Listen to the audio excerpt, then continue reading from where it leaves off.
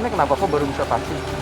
Alasannya karena kita kerja di laut, jadi akses untuk ke daratnya jarang Pak. Kita di lokasi terus. Di laut berapa hari biasanya? Berapa bulan? Di laut kita bisa sampai 1 bulan Pak di lokasi.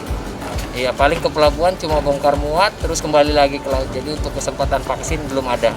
Hari ini baru ada kesempatan untuk vaksin kita.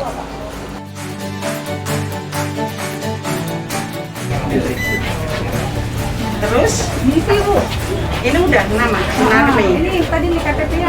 Untuk KTP. Bujin Sinovac ke pasar nih. Kenapa?